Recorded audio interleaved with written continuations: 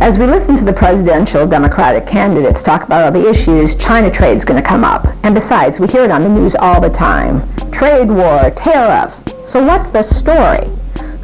The short version of it is, we really do need a new China trade policy. The current policy has been a fail for working people and consumers. We've seen a ginormous trade deficit in the last 20 years since in 2000. We tried a new policy where we basically gave open market access to China, and we've seen a flood of unsafe products. And even the supporters of our trade status quo admit that China's shock that resulted wiped out 2 to 3 million US jobs, and parts of the country have never recovered since. So, what is the policy we need, and is Trump getting us there? Unfortunately, probably not. So, what Trump is doing is using one tool, tariffs. Can be a legitimate tool, but it's just one of the tools. And so far, the tariffs haven't really raised consumer prices because they've been very targeted in what's called intermediate products, the things that go into things. But if we keep adding more and more tariffs, that could start to actually hit our pocketbooks. And anyway, it doesn't maximize our leverage just to use one tool. And then what should we be asking for with our leverage? Well, Trump's basically asking for things that make it easier for companies to outsource jobs to China, to have their intellectual property protected in China, or to be able to invest in China. What do we need?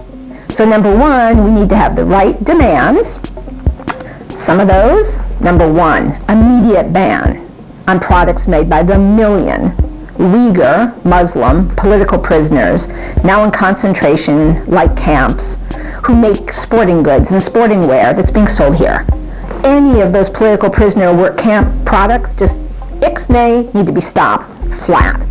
There's a lot of that. So that would create leverage already on the government realizing these practices have to stop. Number two, some basic labor rights as a condition for access to our market. We set up those terms in other trade policies. Why is there an exception for China? People in China have no rights to have an independent union. They're being paid $2 an hour. They're making high-tech, amazing products for U.S. companies that are going to be sold here. Right now, Chinese workers don't have any rights for themselves, but the government has a real interest in selling things here. We can use that leverage to improve their conditions. Number three, we need to improve the safety of the products. We have all heard the horror stories about the different products that are coming out of China that aren't safe, that aren't inspected. Incredibly important issue. Number four, we need to crack down on the things that are national security problems and downright cheating. So there's some products that just flat out need to be banned. And number five, we need to deal with the currency cheating issue.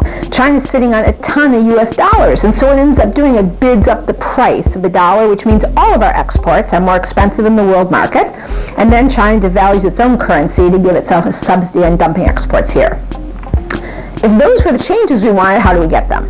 Well, unfortunately, the Trump administration, so Wall Street rigged, they're not using half the leverage we have. The things we ought to be doing besides some selected use of tariffs, one, we should delist these Chinese companies that are the government or the military or the company all glommed together as the elite. These government-owned, government-controlled companies should not be raising money on our stock markets. We shouldn't be investing in their bad behavior or their raising economic or military threats for us. Number two, we need to either figure out how to lower the currency value of the dollar or counter the devaluation actions to bring up the value of the Chinese currency.